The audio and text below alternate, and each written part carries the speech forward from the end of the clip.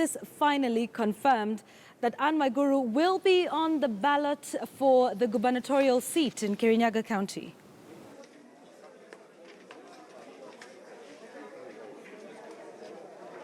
We are the Gishugu constituency tallying center in Kirinyaga High School, where there have been delays that have made this polling station, rather this tallying center, not to be able to announce the final results. But a few minutes ago, we were given some results from several polling stations from this constituency, and Waiguru is leading in this constituency with, let me just read for you. Here in Gishugu, Waiguru is leading with 22,447 votes. Remember, these are not votes from all the 91 polling stations. She is followed closely by Joseph Ndathi with 4,882.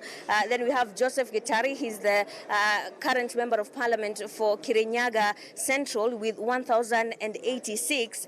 And there is Eliud Wanjao with 309. In total, with the calculations that we've been able to do when we're looking at these results from various polling stations in Gishugu, together with those of Kirinyaga Central and Dia, Waiguru is leading with a total of 47,846.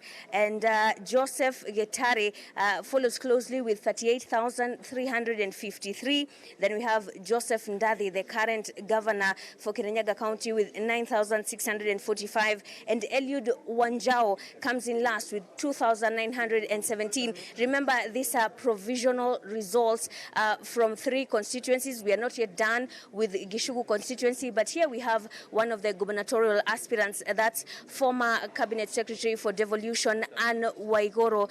She'll be talking to us now. Please tell us what complaints you have so far with this tallying center. This tallying center is in Gishugu constituency. It was one of those that by and large did not have a problem, other than the 2 wards that were resolved in the afternoon. By yesterday evening, most of them had closed the polling stations by 5, and they started counting, and results started coming as early as about 7 p.m.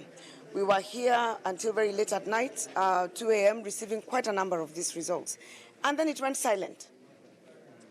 It went completely silent. And what we have realized is that there's something people are trying to do. They're trying to change some numbers around so that they can increase. One of the other candidates was very much behind, especially if you look, he was leading in only 1 constituency where he comes from. But I'm leading in 3 constituencies, and now they're trying, I think, to play around with those numbers. And we have said we're not going to accept it. We're not going to accept any funny shenanigans with this counting of the votes.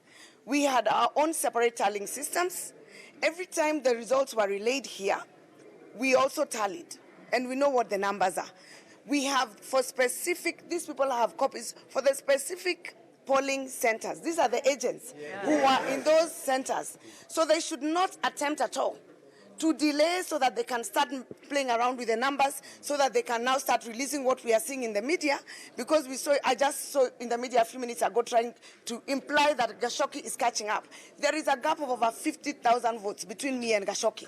And if they say that he has got that gap, let them show us the numbers where he got them from. Because this, in Gashogo alone, if you check even the difference, he's at 1,000 when I am at 22, even in just a few.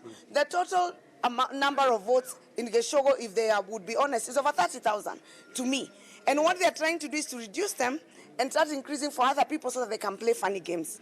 They have to prove to us that they're up to the task. They stop telling us that they are short of people. They're suddenly short of people, and they have no people to count. How is it that they didn't know that they were supposed to be counting votes today so that they can start telling us they're short of people? That is not an excuse. There is something going on. And these Kirinyaga people have said they have made a decision. And it is not going to be stolen by 4 people sitting there on that desk. We are not going to accept it. We will not accept it. So they have asked us to give them half an hour. We've given them that half an hour. We are going to walk out for half an hour. And when we come back, we want the full results of Geshogo. Another complaint is, Dia took their ballot boxes early in the morning. So did Kirinyaga Central. But Geshogo, which finished yesterday, up to now, they haven't even removed their votes. They're still hanging and they don't look like they're keen to release those results. Thank you very much. That's gubernatorial aspirant Anne Waiguru expressing her anger. A few minutes ago, she stormed into this tallying center complaining that the process was slow. But according to the figures that we have, she's already leading with about 9,493. Those are provisional results from three constituencies. And Geshogo, they are not yet done. They've only done 65 polling stations out of 91, according to what has been announced here by the constituency returning officer. So once we get